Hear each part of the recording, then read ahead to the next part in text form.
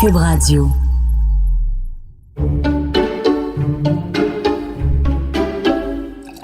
Alors, écoute, c'est la première fois que ça arrive de toute l'histoire de Devine qui vient souper. On a un invité qui a annulé, mais pas annulé parce qu'il nous aime pas ou que... écoute, deux choses. Premièrement, la mère de sa blonde est en train de vivre ses dernières heures. Donc, il nous a appelé d'abord en disant « Je vais arriver tard ». Puis après, il nous a appelé en disant « J'ai fait un flat ». De toute façon, la première raison était suffisante.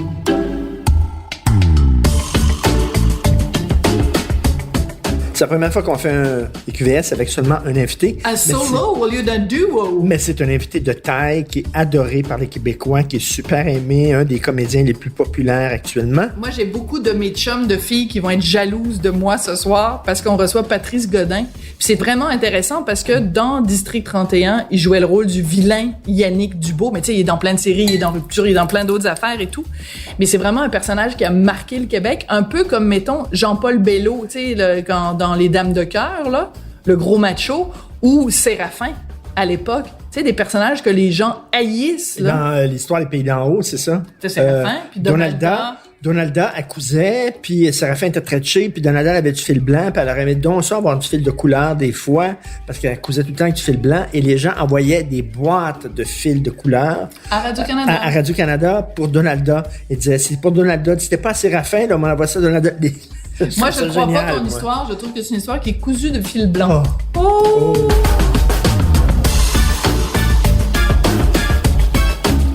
Mais la raison pour laquelle aussi ça va être intéressant de recevoir Patrice Godin, entre autres, c'est que c'est un gars qui, il y a 10 ans seulement, a commencé à s'entraîner. Au début, il faisait des petits joggings, des 5 km, après ça un demi-marathon, après ça un marathon, après ça des ultra-marathons. Et nous, maintenant, on est deux athlètes. On a ça en commun, lui et moi. On a en commun avec lui. On a ça en commun, lui et moi. Donc, il est super, super en forme. Il fait des ultra-marathons. Je sais même pas c'est quoi un ultra-marathon. Courir, donc, pendant 85 heures de suite. Tu sais, c'est quoi ma vision de ça? Hein? Oui, c'est que c'est des gens qui sont complètement... remplacer une drogue par une autre. Non, mais c'est des accros, c'est des dopés.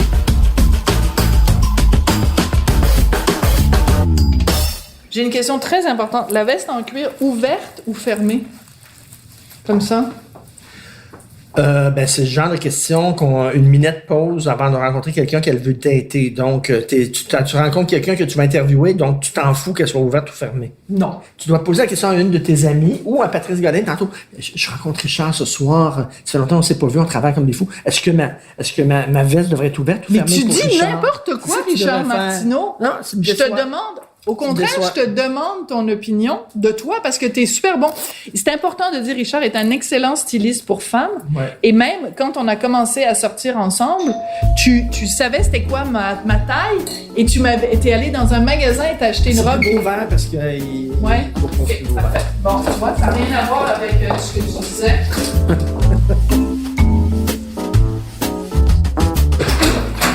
Salut! Comment ça va? Et toi? Ça va? Je pense qu'on s'est parlé, bon, évidemment, une fois au téléphone, oui. C'est ça, je t'ai interviewé, mais sinon, c'est la première fois on se connaissait pas. On se connaît par écran interposé, c'est sûr. Et t'es tellement important, t'es tellement un comédien unique, aimé des Québécois qu'on a décidé que c'est rien que toi ce soir. Habituellement, vous êtes deux. C'est un honneur. T'es comme un 2 pour 1.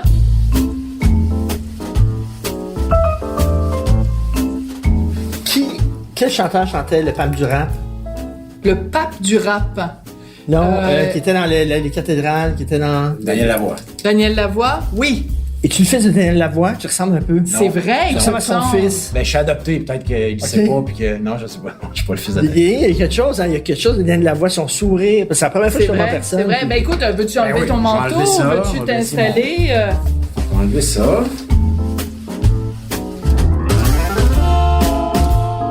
Est-ce que, parce qu'il y a 1 an et demi, le gouvernement a dit on ouvre les livres... Hey, j'ai fait la demande. Écoute, j'attends...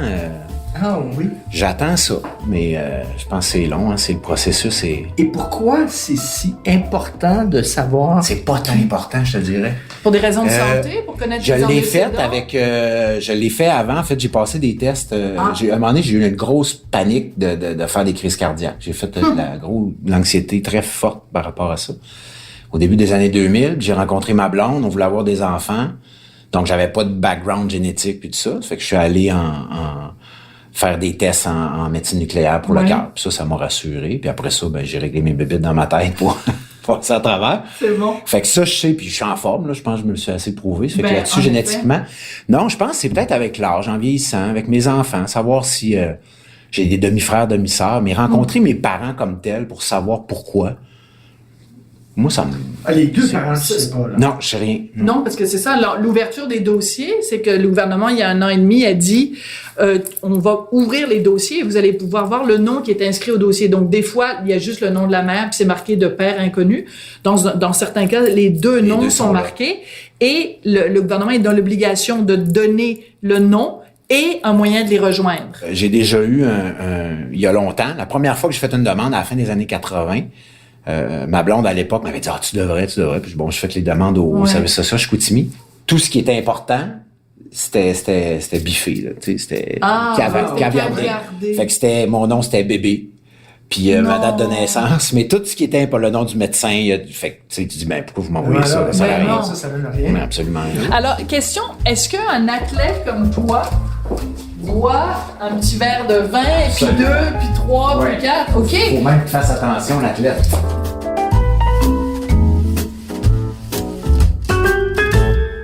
Tu te lèves à quelle heure? 4 heures. Là, ces temps-ci, je me lève à 4 heures. 4 heures? 4 heures, ouais. Pourquoi? Qu'est-ce que Pour t'as à écrire. faire? J'écris le matin. Ah, t'écris le matin? Moi, de 4 à 7, pour moi, c'est ma bulle parfaite. Mais dans le fond, merci, c'est drôle parce qu'il y a plein de terminologies qu'on utilise pour l'écriture qui ressemblent à la terminologie qu'on utilise en sport, tu sais, la discipline, des trucs comme ça, mais tu sais, un marathon d'écriture, tu sais, il faut avoir du souffle, absolument, le deuxième souffle, tu sais, il y a plein de terminologies. Quand tu commences un marathon, on va se tenir au marathon, là. Tu commences un marathon, puis là, tu cours, puis ça va bien, tu t'es bien entraîné, puis t'es en forme, puis ça roule, puis là, t'écris, t'as ton idée, puis puis là, je vais aller là, puis ça va se développer comme ça, puis là, t'arrives à 25, 30, non, c'est plus le fun, c'est pas le fun, puis j'arriverai jamais, t'as un point de côté, t'as des crampes, tu te dis, j'y arriverai jamais, c'est impossible. C'est drôle parce qu'il y avait une entrevue l'autre jour avec Michel Tremblay, et il expliquait que lui, la page critique, c'est la page 100. S'il arrive à se rendre à la page 100, il sait qu'il a un roman. Si, avant la page 100, il y a de la difficulté, des fois, il va le prendre, puis il va le laisser de côté, puis le reprendre 15 ans plus tard. Lui, c'est la page 100. C'est drôle parce que moi, je commence souvent, mais là, je suis en train de travailler sur la suite de mon dernier, de Sauvage Baby, puis les 3 livres, Territoire inconnu, Boxer la nuit, Sauvage Baby, les 3 fois, à peu près autour de 100. À un moment donné, j'imprime, puis je mets ça de côté, j'efface, parce que là, il y a quand même des bonnes affaires là-dedans, et je repars à 0. Tu me niaises-tu? Non. Tu recommences à 0? Mais je garde. Là, des fois, je fais, OK, ça, ce boulot, il était bon, en tout cas, je l'aimais, ça s'intègre, mais l'idée est là. J'ai comme écrit, on dirait que je fais pas de plan, mais on dirait que mes 60, 80, 100 premières pages, c'est une sorte de plan, comme un brouillon. Puis là, à partir de là, là, je fais comme un joue au bloc. Là, je fais, OK, cette affaire-là que j'ai écrit à la page 30, je vais ouvrir le roman avec ça. Puis c'est fou, ça. Puis tu vois, je savais pas que Michel, il y avait cette... Oui, c'est ça, c'est la page 100, là, qui est vraiment tu sais, exactement comme dans une course, à un moment donné, un stade où tu sais que tu vas faut que tu arrives à passer par-dessus cette étape-là qui est comme une sorte d'obstacle, là. Je sais pas comment ça s'appelle exactement en course. Pourquoi tu as commencé à écrire des romans? Quand j'ai lu 37.2 le matin, Philippe Gilliard, sa voix intérieure, son style, ça m'a allumé. J'ai lu le livre avant de voir le film. Et ce que j'aime, et Philippe Gilliard, il était comme mon prof de littérature. C'est fou, hein? Donc, chaque fois qu'il nommait un écrivain, j'allais le lire. Kerouac. Mais c'est vrai que c'est bon, Philippe Gilliard. OK, donc tu faisais des hyperliens. Dans son livre, il faisait un lien. Là, Gilliard parlait de John Fenty. John Fenty parle d'un tel. Henry Miller parle d'un tel. De Mishima. Là, je me suis mis à écrire beaucoup. Et je me suis cherché. Et là, j'avais l'impression d'imiter beaucoup Philippe Gilliard, naturellement. Et quand j'étais à l'École nationale de théâtre, moi, j'ai un tempérament, je pense, plus introverti que... pas je pense, là, je suis clairement plus introverti qu'extroverti. Donc, j'ai un tempérament plus d'écrivain. Et à l'école, ça me faisait du bien. Je me retirais, j'écrivais. Oui. C'était comme ma porte de... Puis je suis très sauvage aussi. Je suis comme quelqu'un parce que le métier de comédien... Je trouvais ça dur d'être toute la gang. On a commencé 12, on a fini 9. On était tout ensemble. C'est quasiment 6 jours par semaine. très intense, des grosses journées, c'était très le besoin fun. de te Puis moi, j'avais retrouver avec besoin toi-même. de me retrouver, ouais. Puis c'est par l'écriture. Puis ce qui me manquait dans les jusqu'à mes 40 ans, c'était la discipline. Puis c'est grâce à la course, étrangement, moi qui écrivais des histoires de gars qui fument, qui baissent, qui boivent, mais j'ai fini par écrire un récit sur la course. Ah oui, c'est drôle. Puis On s'assoit? Écoute, mangeons. Allons-y. Du bon ragoût. Ben écoute, merci d'être là. ben merci de votre invitation.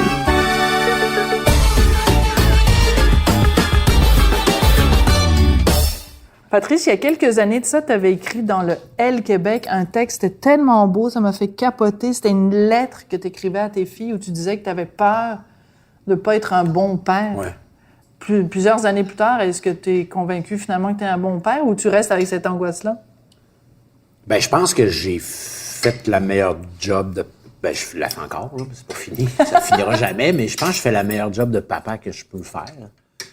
Naturellement, ils vont avoir des reproches à me faire, comme on en a tous. Non, c'est leur mère qui font ça. Ça leur manque qu'il faut ça. Fait que quand tu es une fille, tu fais des reproches à ta mère. Et puis quand tu es un gars, tu fais des reproches à ton père. OK. Ben Bon, oui, c'est comme un je devrais classique. Je vais m'en tirer. Je pense que tu vas être M'en correct. tirer à bon compte. Mais non, c'est sûr qu'il y a des choses. Tu sais, des fois, avec le recul, je repense à des affaires, comment j'ai réagi, comment...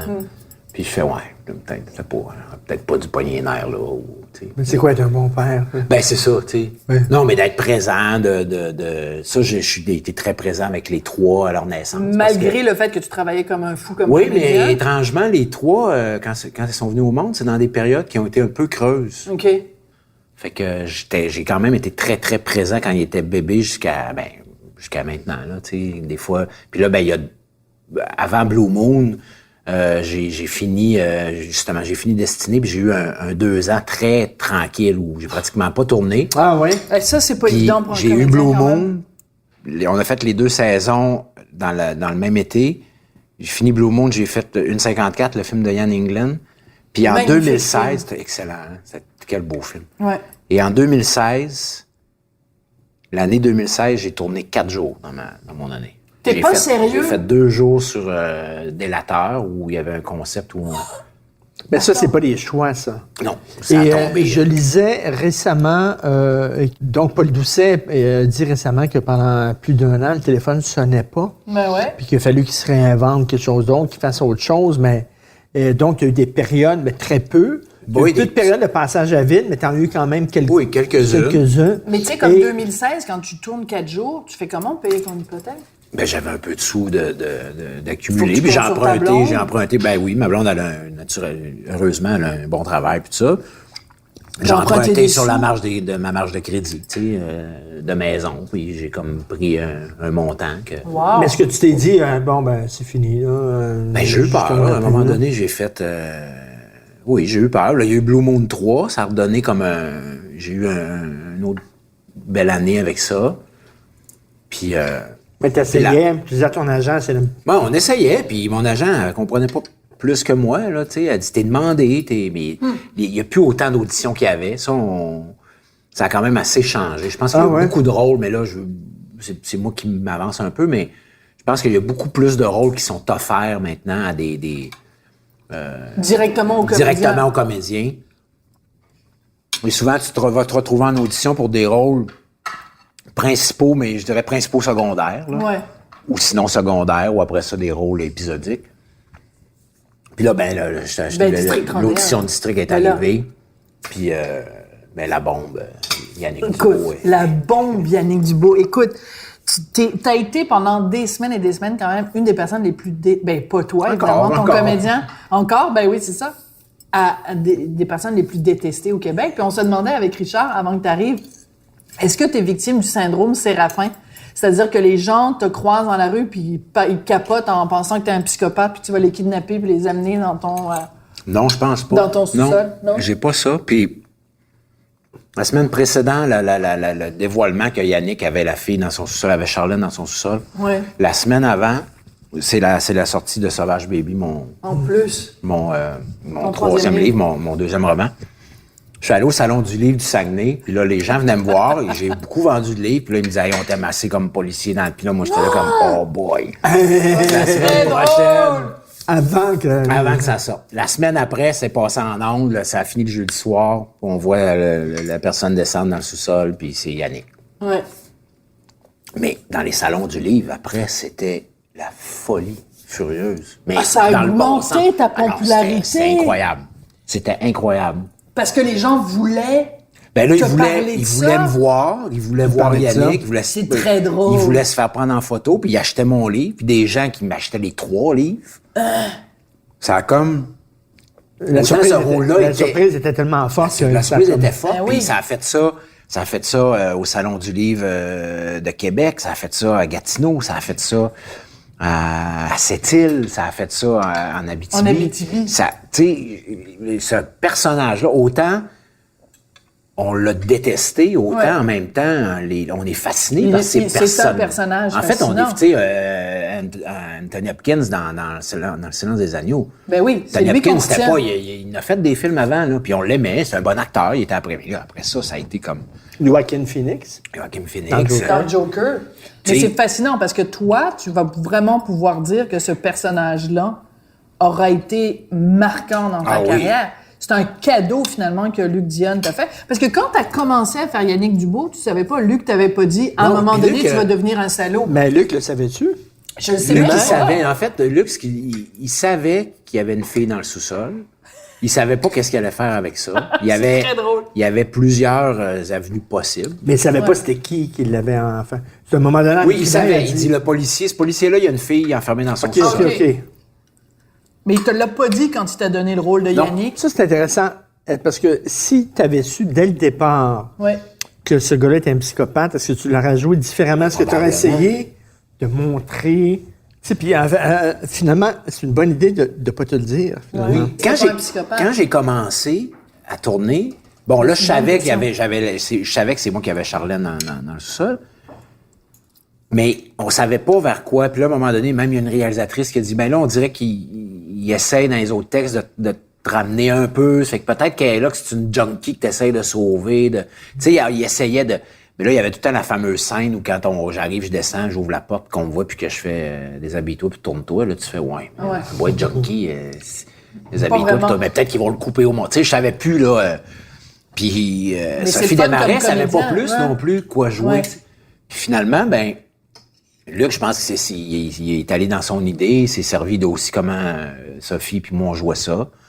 Pour moi, Yannick a toujours été fou amoureux de cette fille-là. C'est pour ça Ouais. qu'il a fait ça. Ben non, c'est sûr. Mais Luc Dionne, je veux dire, j'ai dit à chaque fois, puis il est allé de me demander de l'argent à chaque fois que j'ai dit.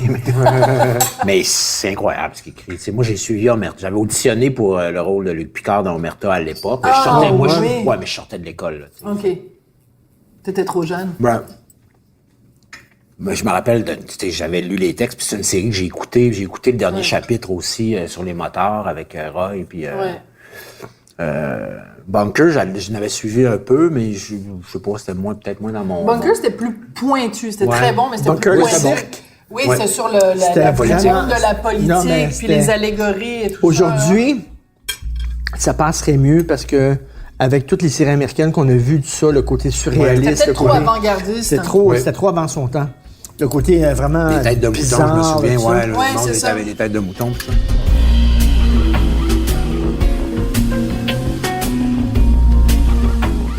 Des périodes à vide là, que tu as traversées, là, est-ce que tu t'es dit, bon, il faut que, je sais pas, j'ouvre un restaurant, une brasserie, Ben, il en faut fait, que je fasse autre chose, Ça a c'est tombé, fini. c'est là que j'ai commencé à... À écrire? Pas commencé, mais c'est là que j'ai fait, bon ben, j'avais mon contrat pour écrire Territoire inconnu. Puis, étant amateur de course, moi je suis ami avec José Prévost, la maison de la course à Saint-Hilaire, qui est installée à Saint-Hilaire. Maintenant, il y a, à Griffintown et à Sainte-Thérèse, mais... Et à un moment Course donné... à pied, là. Course à pied, ouais. Puis à un moment donné, je vais la voir à Saint-Hilaire, puis je fais hey, si jamais t'as besoin de quelqu'un, là, comme 2-3 jours semaine, ou... je verrais pas ça, travailler ici, tu sais. Chaque fois que j'allais courir au Mont-Saint-Hilaire, j'arrêtais, puis m'achetais des bebelles, puis je me disais, ben au moins, tu sais, ça va me faire passer mes journées. Fait que pendant 2 ans, sinon 3, je travaillais là on and off. tu sais. Ah, oui. Est-ce que les gens te reconnaissaient? Les gens me connaissaient. Il devait capoter. Mais là, il y en a qui me devait devaient acheter sur ta des boutique, puis je fais, ben, c'est qu'à un moment donné, ce qui est très drôle, c'est que j'ai été, à cause des ultramarathons, puis à cause de mon livre Territoire inconnu, il y a plus de gens qui me connaissaient par la course que comme acteur. Parce qu'il y a T'es sérieux? Ben oui, ben, c'est les gens qui allaient là. C'est Les amateurs. coureurs, ouais. ils n'écoutaient pas nécessairement tant la télé. Ouais. Puis s'ils écoutaient la télé, ils n'écoutaient pas... tu sais, je pense que Les Blue shows dans Moon lesquels tu puis jouais. District 31, c'est vraiment des affaires Ouais. où là, ça rejoint autant les Grand hommes que les public. femmes, puis tout ça. T'as Mais tout à fait raison. tu vois, comme dans Destinée, ben Ouais. il y a des gens qui l'écoutaient, mais les coureurs, c'était pas une série nécessairement qui Ben oui. allaient écouter. Fait que, il y a des gens qui me disent, tu me dis de quoi, toi? Puis là, oui, je suis comédien. Puis, ah, ouais, c'est ça, dans quoi, toi? Puis là, quand ils me demandent dans quoi t'as joué, ben, quand même une bonne. On va te sortir bonne mon pile, CV, là, tu sais. là, Ouais, ouais. non, en général, ben là, je sortirais pas le CV. Mais c'est pour Mais la tu course. regardes comme si tu avais le cancer à phase terminale parce que qu'est-ce qu'il fait ici? le Non, pauvre? pas, non. Puis moi, je l'ai jamais pris comme étant un downgrade. Tu sais, je travaillais dans une boutique qui fait partie d'une de mes passions. La course Ben, à c'est pied. ça. Puis, Puis ça prend quand même une certaine humilité. oui, mais c'est le métier. Il est Le métier est fait comme ça. tu sais. Mais tu faisais pas ça pour le cash, tu faisais ça pour t'occuper parce que Ben, c'était puis rien ça à faisait, foutre. tu sais, ça faisait un petit à côté. Là, c'est sûr que c'était pas pour l'argent. Puis, Parce que c'est ça, il y a des périodes creuses et des périodes fastes. Le seul problème, c'est que dans l'œil du public, t'es un comédien, il te voit à la télé, il pense que t'es multimillionnaire. oui. Ça, c'est... Ça, je pense que c'est l'image hollywoodienne des acteurs parce qu'on voit les salaires de. Tu sais, ici, il n'y a pas personne là, qui dit. Non. Il n'y a pas de Julia De Roberts toute façon, au Québec, tu sais, là. si tu dis j'ai fait 25 000 sur mon dernier film, ça punche pas bien, tandis Non. que Brad Pitt, il a fait 25 millions. Tu sais, ça fait que c'est sûr que les gens, ils vont faire wow, OK. 25 000, c'était un avant-midi pour lui. Ouais, c'est ça. Tu sais. Je pense que c'est une répétition. Tu sais. Il lit le scénario. là. Un avant-midi, il faisait 15 minutes d'acting, puis le restant, c'était dans sa loge. C'est ça. Mais il y a quelqu'un qui a déjà dit une fois que le budget d'un film américain, juste le craft, là, c'est-à-dire que juste le budget pour la bouffe, Le traiteur. le budget pour le traiteur, ça, c'est le budget pour un film québécois. Oui. C'est ce sûrement. que coûte la bouffe sur un budget américain. Mais c'est ça, là, tu sais, les Ah prix non, c'est sont pas complètement. comparables. Mais tu sais, Sauf que ce qu'on fait présentement, les films qu'on peut faire ici, avec les moyens qu'on a, c'est sûr qu'on on fait pas de la science-fiction, là. Ouais. Mais on fait du maudit bon cinéma, on fait des belles affaires avec des équipes qu'on mais a. tu vois, Puis en télé, Puis en la télé. télé a jamais été aussi bonne au Québec. Moi, je mais capote. j'ai deux filles, 23-21 ans. Celle de 23 est partie en appartement. Celle de 21 va partir en appartement à un moment donné. Ils n'ont pas le câble, parce que cette génération-là n'a pas le câble. Ils ont un ordinateur, puis ils se branchent sur Netflix. Ils n'ont aucune idée de la culture québécoise. Vraiment, là. Ils regardent des séries étrangères et des films étrangers, puis... Elles écoutent OD, puis elles écoutent des trucs. Ouais, mais c'est ça. Moi Mais aussi, non, mes mais- filles, c'est la même. Mes filles, c'est la même C'est chose. pareil, C'est un peu. hein. Moi aussi, je trouve ça un peu décourageant parce que. Ben oui. En même temps, je ne vais pas leur taper sur la tête de dire écoutez District, écoutez, tu sais. Non, non, Ils c'est écoutent des leur petites génération. affaires. Ils écoutent la famille Gros là, le matin. Ils écoutent Très OD. drôle. Puis je fais bon, ben c'est ça. Ce qui est dommage, c'est que tu sais, on leur dit tout le temps, c'est pas la vie, là, OD, là, c'est pas. Ils sont Occupation pas, double, ils sont là. pas folles, ouais. Occupation double. Oui, t'es bon, Richard. OD, c'est occupation double. Mes filles regardent ça comme deuxième degré, là, pour rire, là. Ils se retrouvent toute une gang, puis ils regardent ça. Mais Mais je pense sauf qu'il qu'ils y a beaucoup regardent de ça, sauf qu'ils regardent ça, puis tu leur parles d'autres séries québécoises, puis ils sont là. Hein? Gros point d'interrogation. Ils sont pas là pantoute, là. District, c'est quand même 4 épisodes par semaine Ouais. pendant. Quatre, ouais. Tu sais, c'est 120 épisodes par année, là. Ouais. C'est beaucoup. Il l'écoutait un peu au début parce que Sébastien, c'est le parrain de Simone. Ah la oui, deuxième. Sébastien Ouais. Delorme. Ah oui, c'est drôle. Fait qu'au début, elle l'écoutait, puis ils ont écouté au début aussi, quand j'étais là. Ben, tu sais, Yannick Dubois, il va au matin, il va le matin, il va le midi, il va le soir. Ben oui. Il dort dans le sous-sol en plus. Fait que, tu sais, Ah, ils ont- ben ils là. ont Yannick Dubois. Elle dorme dans le sous-sol, c'est très drôle. Clin d'œil ici aux fans de District 31.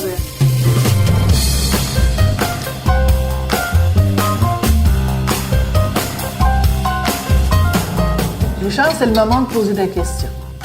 Là-dessus, je vais prendre Oui, un t'es verre de mieux de vin, moi. parce que ça va rendre ma question encore plus ironique. Tu comprends? T'as quoi dessus? Je la comprends. Ça va rendre ma question plus ironique encore. Attends, tu Donne-moi peux ça, j'ai servir du peur. rouge. Tu peux servir du rouge à Patrice et du blanc à Richard. Merci. OK. Vas-y, on est prêt, là. Vas-y, pose-la ta question, qui te brûle les lèvres. OK, mais tout le monde va dire c'est parce que je suis jaloux, c'est sûr. C'est sûr, ta certain. théorie, vas-y, C'est sûr, exprime-la. certain. OK, les gens qui font énormément de sport, là, de façon comme maladive, là. C'est des accros, là. C'est des toxicomanes, là. C'est qu'au lieu de prendre de la coke, là, puis au lieu de baiser 20 fois par jour, puis d'aller aux putes pour danseuses, puis tout ça, là, ils courent, mais à un moment donné, il y a quelque chose de totalement pas sain là-dedans, là. Et c'est ça ma question, voilà. De pas sain. Ben écoute, Oui, moi j'ai mais, fumé. Non, mais écoute, Ça commence bien la soirée, hein? Non, mais c'est parfait. Je suis bien à l'aise avec ça. Non, mais tu sais, je dis, c'est la seule addiction qui est socialement acceptable. Si tu dis dans un groupe, hey, moi, je prends de la coke 3 fois par jour, les gens vont dire, Ouais. Ben, si tu dis, hey, moi, il faut tout le temps que j'aille au gym, là, à 3 h du matin, je me lève, puis je vais au gym, puis je cours tout le temps, les gens vont dire, hey, bravo, c'est un gars en forme. Mais moi, je dis, c'est pas un gars en forme, c'est un gars OK, addict. laisse-le répondre. Mais je suis pas.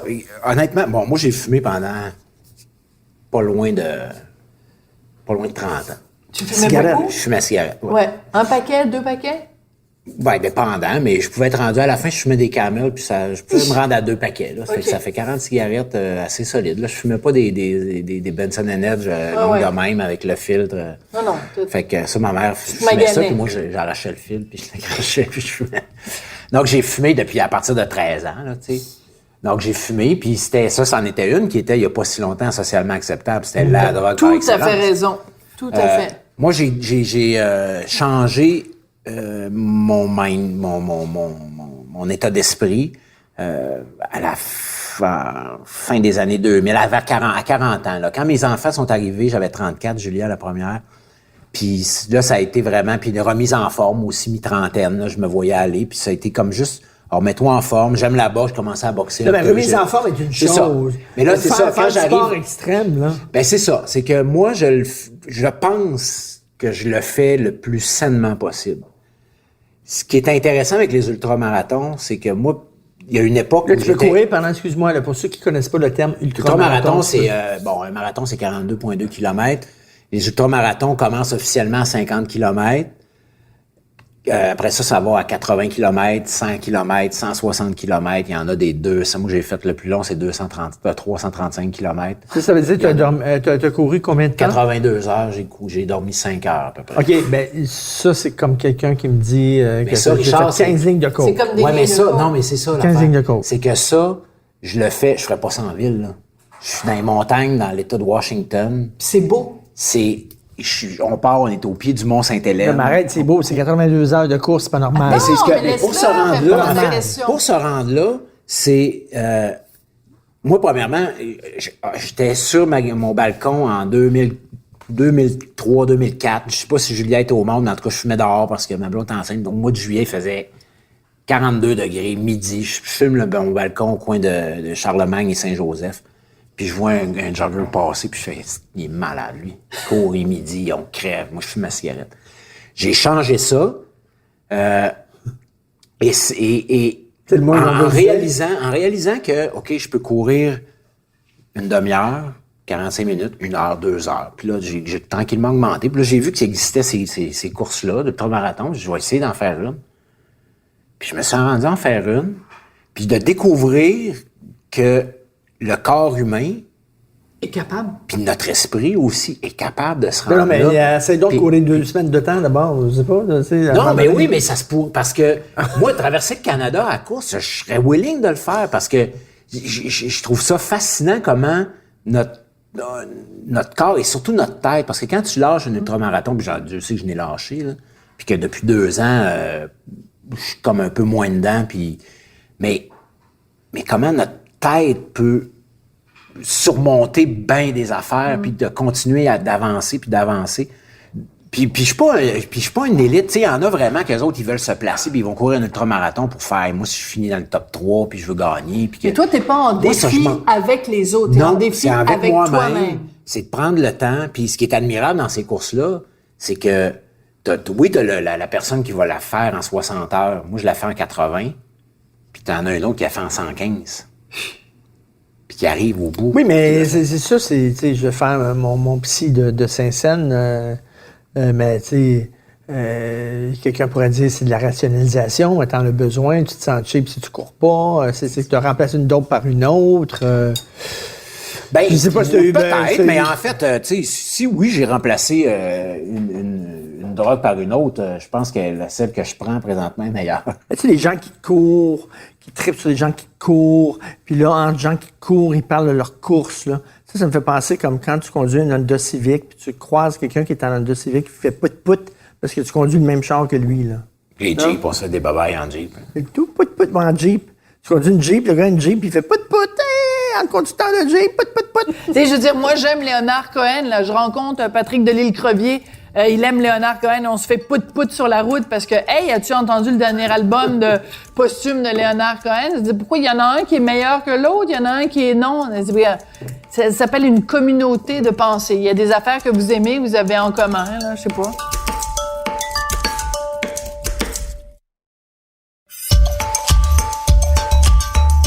Tu sais, on en parlait justement tantôt. Est-ce que tu prends un verre de vin? Est-ce que tu t'aimes manger? Oui, j'aime manger. Ben là, t'es en train de mettre les deux fourchettes dans les pâtes, là. Fait que je vois oui, que tu peux... j'ai pas perdu ça. Puis j'ai aussi, quand j'ai commencé, quand j'ai dit à ma blonde, tiens, prends je ça. vais faire... Ouais. Avec la fourche et la cuillère, Ça va aller Quand mieux. j'ai dit à ma blonde, je veux me rendre à 100 000, elle a levé les yeux au ciel, puis elle était découragée. Puis j'ai fait, je te promets, parce que les filles, Julia et Simone étaient plus jeunes, Marion aussi.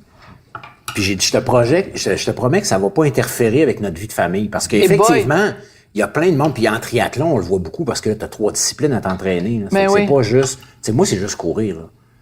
Je me lève le matin, puis je vais courir 10, 12, 15, 20 kilomètres, whatever. Puis après ça, je suis revenu, puis...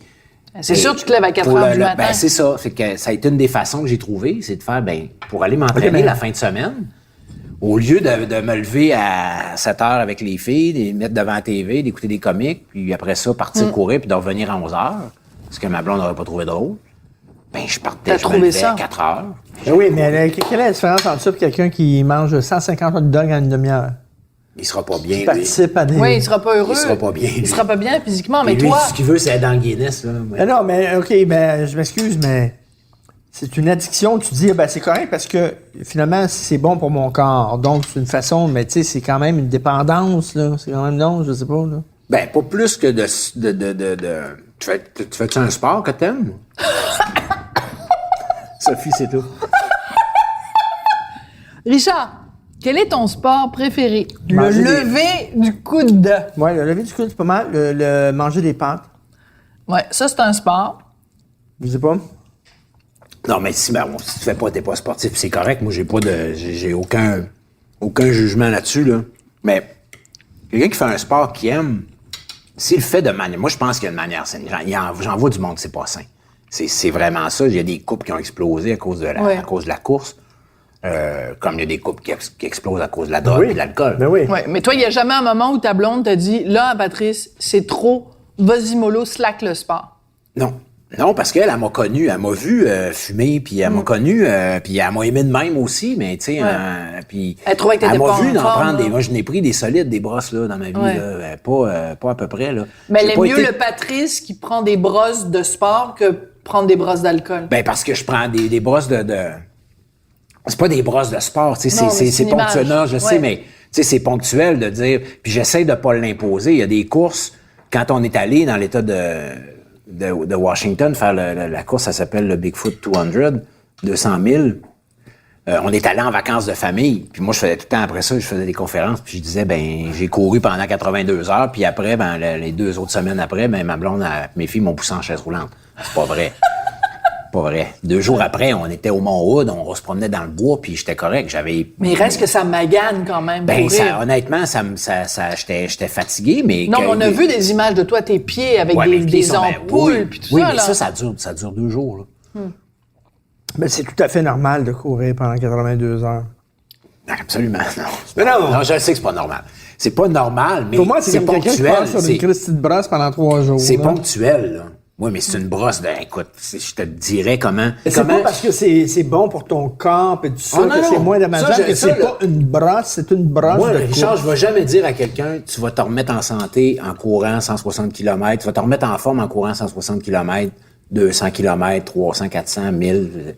Ça te met pas en forme. Faut que tu sois en forme pour le faire. Mais c'est pas ça qui va te mettre en forme. Ça va te maganer. Sauf que, il y a des gens qui vont mettre, je sais pas combien d'années en thérapie pour penser à eux, puis tout, qui vont suivre des stages de yoga, puis de ci, puis de ça, puis qui vont... Puis, regarde, fine, Toi, c'est ta thérapie. T'es avec toi pendant... Moi, là, quand je fais ces courses-là, puis j'aime pas ça courir avec les... Tu sais, des fois, je cours avec des chums, tout ça, puis on jase, puis... Mais dans ces courses-là, j'aime ça être tout seul, j'aime ça être dans ma bulle. Quand j'ai fait cette course-là, la plus grosse, là, le Bigfoot. Le Bigfoot, au départ, on était 67, on a fini 47. Mais j'ai été tout seul pendant des heures et des heures, puis j'étais tout seul avec moi, puis tu rentres profondément en toi, Puis je suis pas ésotérique du zéro, là, je suis pas... mais moi, ma thérapie, c'est ça, là. C'est de me retrouver dans le milieu sauvage, puis de... Si pour toi, ça te fait du bien, puis c'est ça qui te fait triper et tout ça. OK, je vais te faire une comparaison, OK? Moi, pendant des années, je faisais rien. Je faisais pas de sport, j'ai pas une fille sportive. Là, maintenant, j'ai un entraîneur, je m'entraîne 3 fois par semaine. Au début, on faisait des petits trucs, je levais des machins, je courais sur le... je courais sur place, puis tout ça, bon. Et à un moment donné, j'ai commencé à comprendre pourquoi j'aimais ça et pourquoi je le faisais 3 fois, des fois 4 fois par semaine. À chaque fois que mon entraîneur me dit « Sophie, tu vas faire ça. Tu vas courir, mettons, tu vas bencher 60. » Je lui dis « Mais non, je suis pas capable, c'est impossible. » Mais la seconde où je prends la barre et qu'il y a 60 livres dessus et que j'arrive à la monter, ben je peux te dire que la petite Sophie à l'intérieur, elle dit « OK, la semaine dernière, t'aurais pas été capable, cette semaine, t'es capable. Puis la semaine prochaine, peut-être ça va être 65, peut-être ça va juste être 60, ça va être exactement la même chose, mais c'est la première fois de ma vie que je me donne des défis physiques. Je me suis toujours donné des défis intellectuels ou des défis relationnels ou toutes sortes de défis. Là, je me donne des défis physiques et à chaque fois que je monte une petite étape, peut-être pour toi, bencher 60, c'est rien du tout, là. Non, mais c'est chacun. Mais c'est que il y a 3 mois, j'étais même pas capable de soulever un sac d'épicerie, puis là, maintenant, je suis capable de me mettre sur le dos puis de soulever un poids. C'est juste un défi par rapport à toi-même. Tu penses que t'es pas capable de le faire, et la seconde où tu le fais, moi, je suis super fière de moi quand je le fais. Fait que toi, je me dis, c'est peut-être juste ça, c'est dire... c'est comme... Moi, ça a été aussi, au départ, un besoin d'aventure. Puis comme j'ai grandi à la campagne, puis tout ça, quand j'étais jeune, moi, je partais avec ma carabine à plomb, mon chien, j'allais dans le bois, je restais là, moi, on restait sur le bord d'un lac. Fait que l'été, t'avais les estivants, les fils de médecins, puis tout ça, Puis après ça, j'avais des amis, eux autres, qui restaient dans d'autres, un petit peu plus loin, dans des maisons à l'année, plus loin. J'avais d'autres amis qui restaient dans les parcs de maisons mobiles, mais j'ai grandi seul à la campagne. Puis j'étais tout le temps en aventure, moi. Je partais avec mon petit couteau de chasse, ma carabine à plomb, mon chien, puis j'allais dans le bois, puis tout ça. Et là, à un moment donné, j'avais une période où j'étais moins heureux dans ma carrière, puis me remettre en forme. Puis c'est là que la course a comme mergé, puis que pour moi, c'est là que ça m'a fait vraiment du bien. Et je dis souvent, il y a des gens qui font du monde qui vient de me parler, puis disent « Ouais, toi, tu cours pour vrai, puis ça, puis... » Moi, j'ai juste fait un petit 5 km. Puis là, je me choque, puis je fais non, là, vous allez m'arrêter ça, les 5 km. Puis les fois que j'ai fait des conférences là-dessus, sur la course, je disais, il y a de pas de... Même moi, je le disais que t'as couru combien amateur? J'ai fait un petit 10. Non, c'est pas un petit 10, j'ai couru 10. Couru 11, t'as levé, t'as benché 60. Voilà.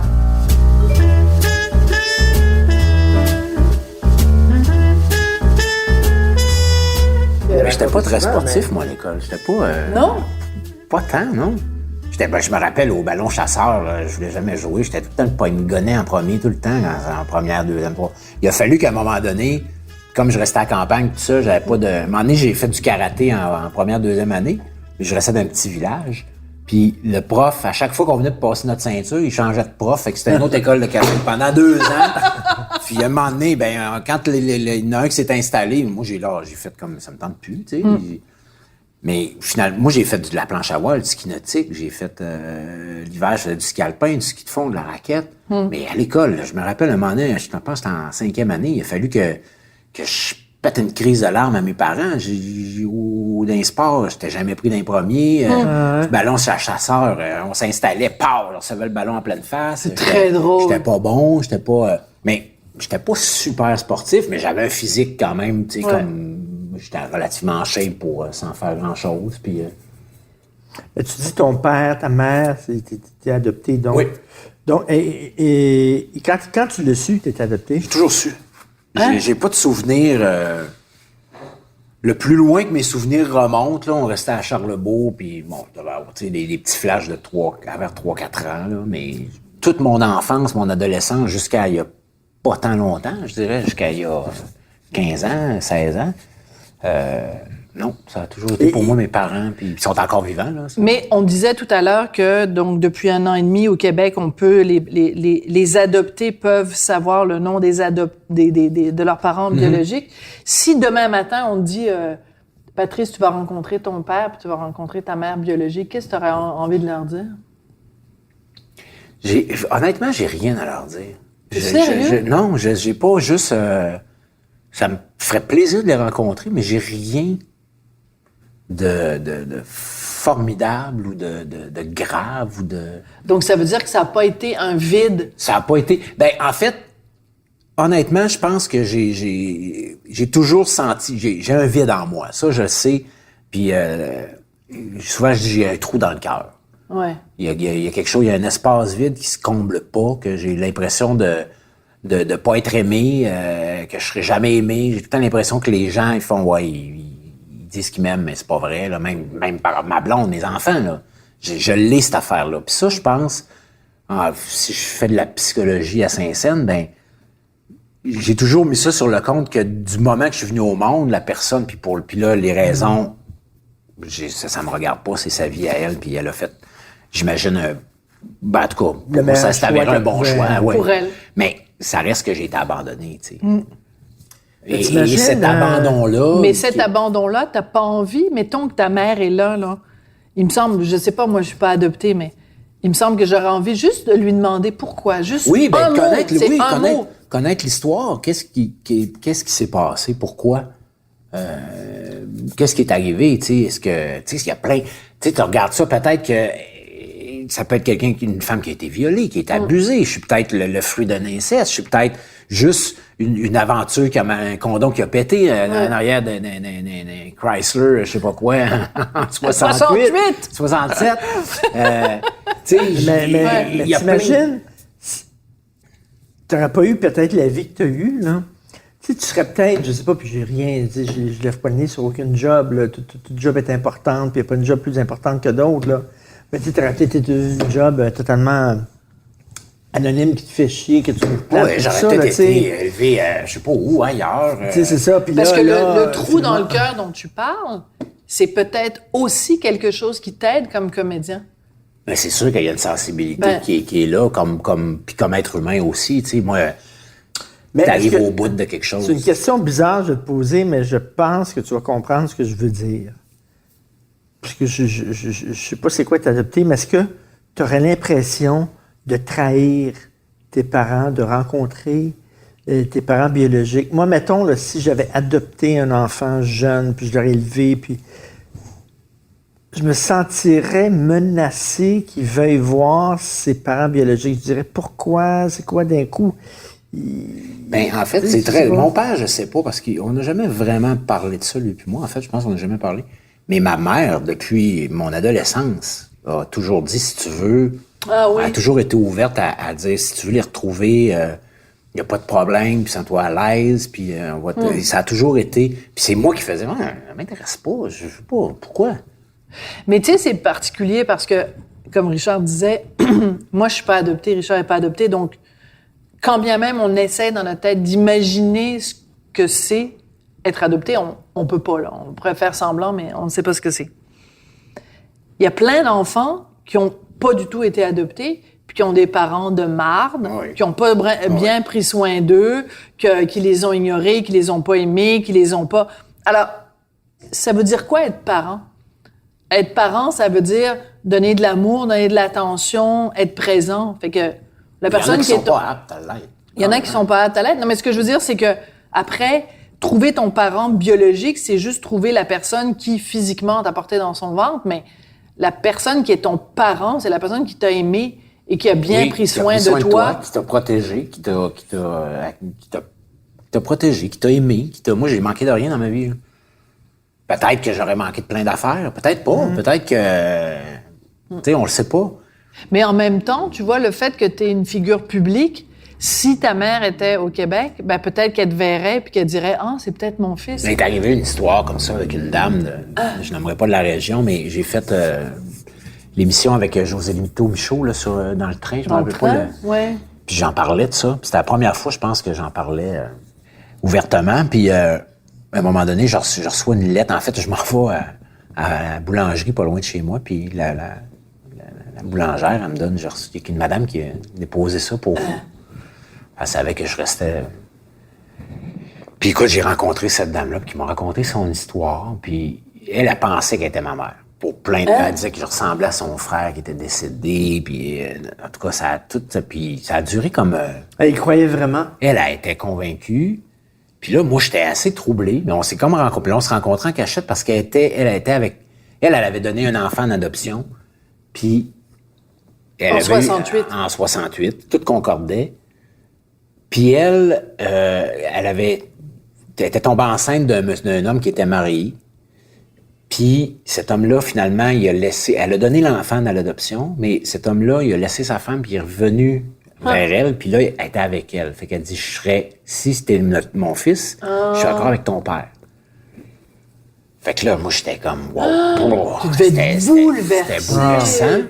Puis là, on a fait un test de Ah ouais? puis écoute, on se rencontrait dans un stationnement c'était l'hiver, puis on se rencontrait dans un stationnement de IGA, ou je sais plus trop. Puis quand on a eu les résultats, j'étais allé la rejoindre, puis on était dans son auto, puis là, elle a ouvert l'enveloppe. Hey. C'était pas ça. Arrête, Mais là, j'étais triste. J'étais tellement triste pour elle. Toi ou pour elle? Pour elle. Pour elle. Et elle, pour moi, c'était OK. Je me retrouvais avec comme quelque chose. Mais elle, c'est comme tout son espoir était là. Puis là, j'ai vu dans son cœur, tout s'est effondré. Là. Je l'ai vu dans son regard. J'ai vu dans ses yeux toute la peine immense que cette femme-là a portée toute sa vie, de penser. Enfin, Tu sais, elle était à une enveloppe de dire quasiment, je sais pas si elle aurait dit je m'excuse, ou à une ouverture d'enveloppe que sa vie change, de retrouver réparer sa grosse... Je sais pas comment l'exprimer, là, mais et au contraire, ça a fait comme... Ça s'est tout écroulé, ça s'est tout refait. Est-ce que tu l'as revu après? J'ai dit, si vous voulez qu'on se parle, puis pour elle, c'était comme non, on n'a plus de raison. Pour elle, c'était... Tu venais de briser... L'enveloppe venait de briser son le test rêve. venait de briser... Écoute, c'est un scénario de film. Puis moi, je suis reparti triste pour elle. Pour moi, ça changeait pas tant d'affaires, malgré le fait que j'ai été bouleversé de toute cette affaire-là pendant 2-3 semaines, tu sais, à faire comme... Mais, tu sais, elle me montrait des photos. Elle m'a montré une photo d'elle jeune, puis... Moi, je voyais... Puis elle voyait... Mais, tu sais, à un moment donné, on veut voir ce qu'on... voit ce qu'on veut voir aussi quand t'es dans un... Oui. On se construit comme être humain par opposition à nos parents. Tu sais, c'est sûr qu'à l'adolescence, tu te rebelles, puis si ton père dit noir, toi, tu vas dire blanc. Si ton père dit blanc, tu vas dire noir. Tu sais, on se construit par opposition à nos parents. Mais tu sais, ça doit être différent, se construire en opposition à quelqu'un qui est pas ton parent biologique. C'est parce oui, mais ça devient tellement, tu sais, j'ai vécu avec eux autres tout le temps, tu sais, j'ai pas... à partir de 3 semaines, fait que pour moi, toute ma vie, j'ai toujours été, tu sais... Ça fait que ça a toujours, pour moi, ça a toujours été mes parents.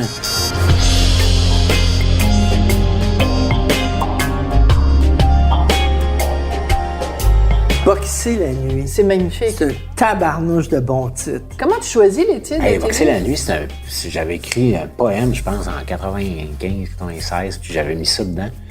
Le titre du livre était long de même. Je sais pas comment, en hauteur, en longueur, mais c'est une couverture.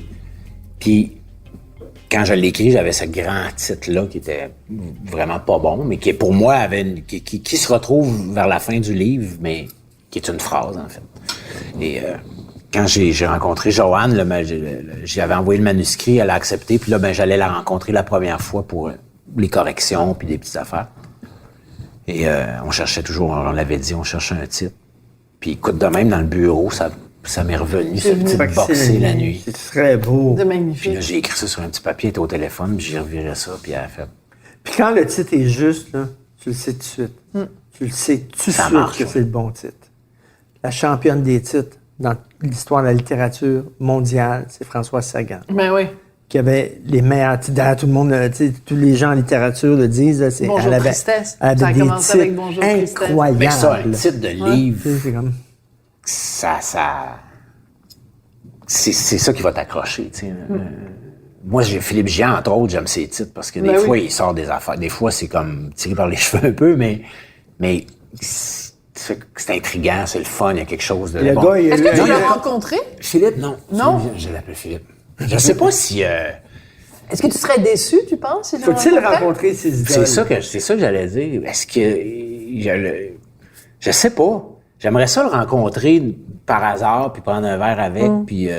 Mais c'est drôle parce que ce que tu racontais tout à l'heure, que quand ton personnage dans le District 31 est devenu, on a découvert que c'était un vilain, ça a suscité de l'intérêt pour tes livres. Fait que le fait que, justement, si t'étais Patrice Godin, plombier, ben peut-être que les gens n'auraient pas le même intérêt pour tes livres. Donc, ça...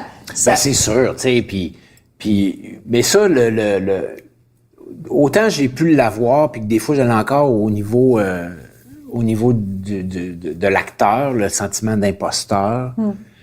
Autant comme auteur, puis je me considère pas comme un grand auteur, là, loin de là, c'est pas ça mon propos, mais autant je l'ai pas.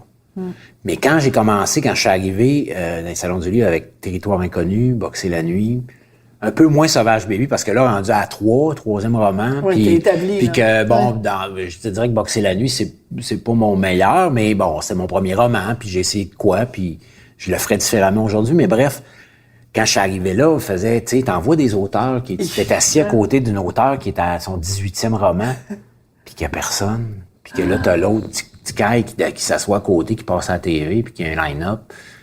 Ben, c'est sûr que non, mais je le sais. Mais Tu je le te sentais sais. mal à l'aise. Ben, non, moi, je me sentais pas mal à l'aise. Étrangement, parce que j'ai pas parce que je le sais qu'il y avait l'écrivain en moi, puis qu'il existe, puis qu'il y a le talent qu'il y a, mais que comme écrivain, j'ai beaucoup moins de difficulté à dire, ben, moi, je pense que je suis un écrivain plus qu'un acteur. Je l'avais pas, Actuellement, tu penses que c'est plus un écrivain qu'un acteur? Ben, j'ai comme, je me sens moins mal à dire. Je suis pas plus l'un que l'autre, mais T'es plus sûr j'ai de pas ton de senti- talent? J'ai plus sûr de mon talent d'écrivain que d'acteur. Que Acteur, d'acteur. j'ai tout le temps dans Ça, le c'est doute. intéressant. Je doute toujours quand j'écris, là. C'est pas, mais je sentais le regard des autres, tu sais. Puis je faisais, puis à un moment donné, je parlais avec quelqu'un qui est dans le milieu, tu sais, puis on est devenus amis, puis on jasait, puis je disais, je le sens. Puis elle dit, ouais, je le sais, mais elle dit, tu sais, ce que t'écris, c'est bon, puis je dis, oui, puis je dis, c'est correct, mais comme acteur, le même regard des autres, j'aurais capoté, j'aurais pas été bien, là. Et qu'est-ce que tu penses, Mickey Rourke, Robert Mitchum, il y a quelques comédiens comme ça qui disent qu'ils ont eu honte d'être comédiens parce qu'ils disaient que c'était pas viril. Tu t'en vas là, tu te fais maquiller, tu te fais coiffer, puis c'est un job qui sert à rien, puis tout ça. Non, mais Mickey Rourke, tu sais, c'est pour ça qu'il a fait de la boxe, Mickey Rourke, Ouais, à un moment Mickey, donné, moi, pour se sentir homme, parce qu'il disait, je m'excuse, c'est lui qui dit ça, c'est pas moi, mais c'est un métier de gonzesse. Ouais. C'est ça qu'il disait. Puis que c'est un métier qui donnait... Puis Robert Mitchum aussi avait un mépris du métier d'acteur, et Dieu sait que c'était un grand comédien. T'en penses quoi de ça, toi qui es un gars physique? Ben, moi, je pense sportif, pas etc. je vais pas dire que c'est un métier de gonzesse puis que c'est pas viril. Moi, je vais me faire maquiller puis ça me fait rire, ça me dérange pas. Je pense que les problèmes de Mickey remontent à plus profond. Il a pas été adopté, mais il aurait peut-être dû. Ouais. Mais tu l'as vu dans Le Fighter, il est bon, maudit. Ouais, mais moi, c'est un de mes acteurs préférés. Il est Tu sais, hallucinant. quand il a fait, c'est ça, le film sur la lutte, là, j'ai dit, God, man, il revient, puis, tu sais, on a tous pensé ça, mais non, il est pas revenu, il est tombé. Ouais. Mais moi, je l'aime en gars, je le suis sur Instagram, puis il Ah pose oui? des à T'es côté. sérieux? Oh, je le suis. Je savais pas qu'il était sur Instagram. ouais. Depuis 9.5 weeks, là, fait il y avait un charisme. Ah, il était cœur. Non, mais c'est un Je gars pense quand que même. moi, ce qui est arrivé avec lui, c'est ça, c'est qu'il a eu une enfance de marde. Lui, c'est d'ailleurs mon personnage dans Boxer la nuit, c'est un peu inspiré de l'histoire à Mickey Rourke. Oui. C'est que sa mère, il vivait à New York et à un moment donné, sa mère, puis a fait, on s'en va en Floride, puis papa va venir nous rejoindre, puis il est jamais venu. Fait que la prémisse un peu de Boxer la nuit, c'est mon personnage, il vit ça. Lui, c'est Forestville puis Montréal, là, c'est pas pareil, mais son père, il vient jamais les rejoindre. Et quand il a commencé dans le métier, c'était un talent brut à la Brando, à la James Dean. Puis là, ils ont tous déroulé le tapis rouge. Puis je pense que ça l'a rendu fou. Comme Val Kilmer. Val Kilmer aussi, ça. Val Kilmer. Il était dans le rôle de Jim Morrison. Là. Oh, il était cœur. Dans le film de Stone, il était extraordinaire. Puis il est complètement fucké. Là. Mais c'est un métier qui peut rendre fou. C'est-à-dire que... Mais c'est parce que ici, il y a des gens qui peuvent, certaines personnes, mais c'est quand même assez rare. Là, c'est un petit showbiz ici. C'est un petit milieu, puis quand tu fais chier, là, je m'excuse avec les mots, mais tu te fais ramener ça ramène vite. Ouais. Puis il y a aussi le fait que il y a pas grand monde qui débarque ici puis qui va faire un hit puis que tout le monde tu sais, t'en as pas de l'âge, on n'en a pas de Winnebago avec le dernier PlayStation puis je me colle pas une masseuse lors du dîner, puis tu sais, là, j'exagère. C'est peut-être là, mieux parce que... Non, c'est peut-être mieux, mais... Ouais, c'est cela. Mais... Tu voulais lui poser une question avant qu'il arrive. Oui! Sur... Les cheveux. Blanc. Quand on vieillit, quand on est une femme comédienne et qu'on est reconnue comme étant une belle femme, on trouve ça difficile de vieillir à l'écran parce que les charmes et tout ça, c'est différent. Puis il y en a des plus jeunes qui montent, puis nous, on est moins. Et là, je me disais, toi, comme garçon, bel homme, avec un physique, tu sais, tes cotes, puis tout ça, bon. OK, je m'en vais. Est-ce que tu trouves ça difficile de vieillir à l'écran? Comme personne, comme homme, comme être humain, je me trouve bien plus intéressant là qu'à 20 ans. Je l'étais qu'à 20 ans, qu'à 30 ans. Même 40 ans, je commençais à être un adulte, un petit peu plus. Ouais. Mais non, ça me fait pas... c'est ça, puis pour les filles, je trouve ça dommage parce que... C'est plus dur pour les filles. C'est plus dur, puis je trouve ça dommage parce qu'il n'y a pas de raison que ça le soit. Ouais. Parce que tu pourrais pas être une femme comédienne et avoir les cheveux blancs comme toi. Mais tu vois, ma blonde, elle, on s'est connus, elle avait les cheveux un peu comme toi ou un petit peu plus roux, mais elle a blanchi depuis longtemps. Oui. Et depuis 2 ans, à un moment donné, elle était tannée de se teindre les cheveux puis tout, puis ça le dérange. J'ai dit, go, vas-y. Ah ouais? Oui. Puis là, elle se laisse, tu sais, elle se fait des mèches un peu puis tout ça, mais elle laisse aller vers la couleur naturelle de ses cheveux. Puis, mais pourquoi pas? Ouais. Ça, c'est la perception des gens, c'est ce que je veux dire par là, c'est que ça devrait pas. Ouais. Ça devrait pas exister, ça. Mais toi, tes cheveux blancs, ça n'a pas été un moins, ça a été un plus. Peut-être, je sais pas si c'est un plus. En fait, non, parce que là, si je me vois blanchir de même, là dans le district, j'ai été chanceux, mais tu sais, les enquêteurs de police, là, je vais avoir 52, là. À 52, il y a une maudite gang qui prennent leur retraite, là. Fait que dans les séries, s'ils font une nouvelle série avec un enquêteur de police, ils vont pas faire, Godin, oui, OK, mais il est rendu vieux un peu, là, on va en prendre un de 35 ans, plus fringant, là, tu sais. Tu sais, ouais, c'est dur à... Moi, est-ce que j'aurais encore des rôles si, mettons, je prenais 150 livres? Bonne question. Ben, t'aurais d'autres rôles. Très bonne question. Oui, j'aurais d'autres rôles. Les autres acteurs aussi. T'aurais pas des rôles de policier, t'aurais des rôles de gardien de sécurité. Oui, genre... Les gardiens de sécurité sont toujours un peu rondouillets. Tu sais, que tu rentres dans une banque, puis le gardien de sécurité est en train de dormir, puis il pèse 350 livres, puis il a jamais tiré du gun de sa vie, tu te sens vraiment en sécurité. Oui, il n'y a pas de problème. Tu fais comme... Aucun problème. Ce gars-là va me... Si ça rentre avec une mitraillette, Ce gars-là va me on est en protéger. business. On est en sécurité. Le Hey, fils Patrice, de Rambo, vraiment, ça a elle. été un grand plaisir. Très Merci agréable. beaucoup. Merci à vous. Très sympa. Merci. Alors, demain matin, Richard et moi, on commence à s'entraîner pour aller faire 1 kilomètre.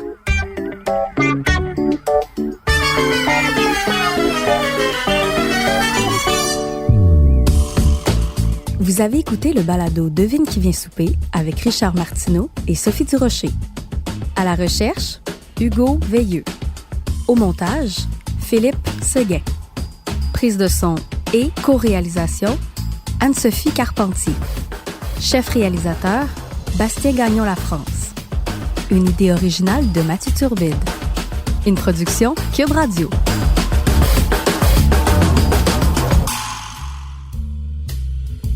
Tu as dit qu'il était cote. T'as jamais dit ça de moi. T'avais jamais dit mon chum est cote.